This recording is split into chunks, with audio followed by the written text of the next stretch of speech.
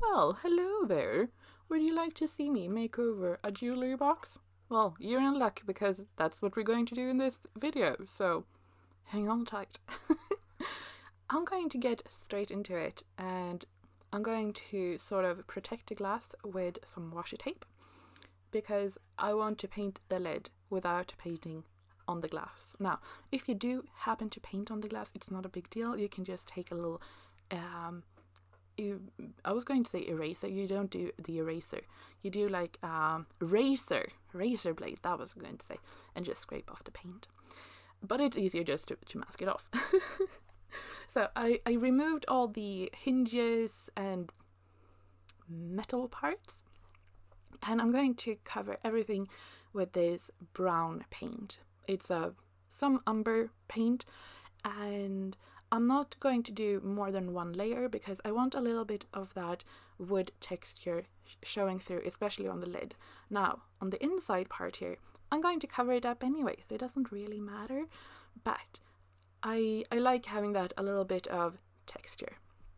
To add a little bit more fun texture, I'm going to add a little bit of this turquoise color by Reeves, and it's one of my favorite colors, and I have used quite a lot of it. Yeah. And I'm going to use one of my favorite painting techniques, which is a very simple dry brushing technique. You just add a little bit of paint to your brush, emphasis on little, and then you just brush it dryly on top of it, and you get a little bit of texture.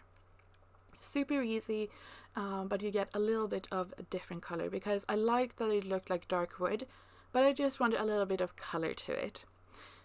So that's what I decided to do, and I'm going to do the same on the upper side of the actual jewelry box case. Now, I mean, you could just leave it like this. You don't need to put on the lid, but it gets pretty dusty where I live, so I think it's a good idea to have it. I did remove the tape, and I also dry brushed a bit of that turquoise paint on the glass. Do you think I could record that? No. I don't know what happened with it, but I did. I also have these really amazing crystal molds, and I have linked them down below. They are found on Etsy, and they are so nice. So what I did was I started off with putting a little bit of resin, just clear resin, and then I do my own mix with resin.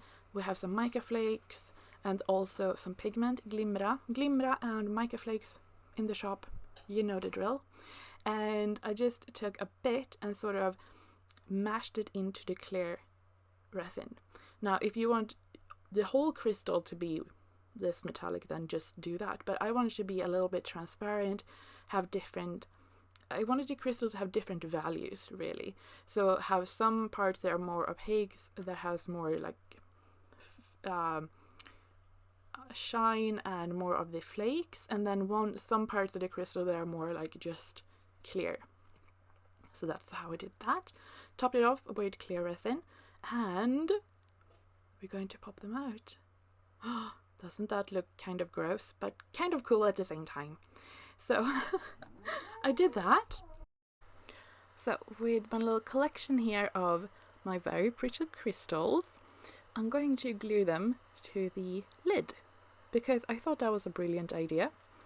And I'm going to use the same clear resin. It's UV resin, and I'm just going to glue them on top. And you can hear Albert, he is very distraught. Yes. And I'm also going to use the same mica flakes that I used in the crystals around it. And this serves two purposes, according to me. Part one is you get a little bit more texture so that they can sort of sit in something, and two, you cover up all the glue that oozes out, or resin that oozes out. Resin dries very quickly, so I just use that UV light and it will dry if it's UV resin. Now for the inside, I have these weird plastic foam stuff that I got with some packaging, and I was like, that's perfect to have in my little jewelry box thingy, and just cover them with some felt to, get the right color. So I decided to go with the same color that I dry brushed before, you know, so it gets cohesive and all of that. So, now, is there a different way you can do this? Yes, you take a hot glue gun and you glue it on. But I don't know. I did it this way. There is absolutely no reason to sew it on. Absolutely no reason. It takes longer, and it's fiddly, and I don't know why I did it. Partly, I think it's because I didn't have a glue gun here, and I was too lazy to leave. I think so.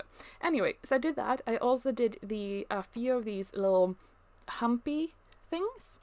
So, you know, you can have your rings, and I just did the same. It would have been so much easier to do that with a hot glue gun than sewing around it, but yeah. On the other compartments, I decided just to put in the blue felt as it is.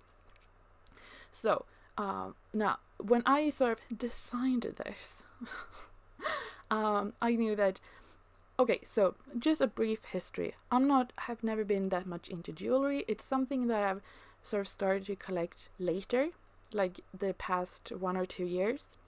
And I mostly have like small stud earrings. So I wanted somewhere where I could like pin them into place. And so you could easily see them. So I thought this would be perfect to have those little cushions. You can just pop them in there. And yeah, this is how it looks just finished with the... And I kind of like it. Here you can see it like in action with all of my... I was going to say fancy jewelry, but yeah, I love my jewelry. I love them so much. I think they are the cutest things ever. And I thought it would not be right for me to show you how to make this pretty box without showing you where you can get these jewelry. So, let me share with you some of my favorite places.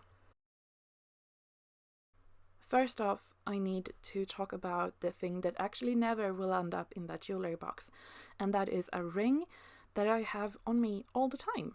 And it's called the silver ring Karma Big, and it's from a small shop here in Sweden. There was actually like in our town when they had like a proper store. I think they're just online now, but I love this. It's an imperfect silver circle, and I love that one so much. I keep it on all the time.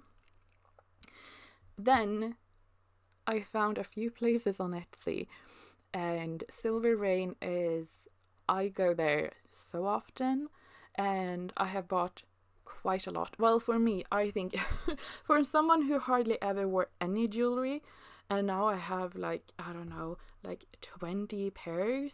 It's crazy, but I just love their stuff. It is so fun. They are well done and very classy looking. Like they look good, but they have a lot of small stuff, and also like silver. It's a big thing for me because I can't have not silver. My ears swell up and they itch and whatever. But I would say my favorite is my moonstone necklace. Now, I was going to find a link, but it has sold out. So yeah, but I'm going to link all of the shops down below for that. Next up, it is Tiny Box Jewelry, and once again, I think I just really like the aesthetic of them, and they also have really fun, cute, tiny things. Sensing a theme here. And the last one I want to say, it is VF Jewelry, and they have a lot of like stuff that I think I want to buy in the future. I have a few pieces from them, but they are just so like, they like tug on my romantic witchy heartstring, and that is it. So I hope you have enjoyed this video and got some inspiration for my project. If you're interested in the jewelry, I have linked all of those down below. I have also linked the Etsy seller that has the mold on Etsy. Just check them out, give them some love. They have amazing products, and yeah, I hope to see you soon.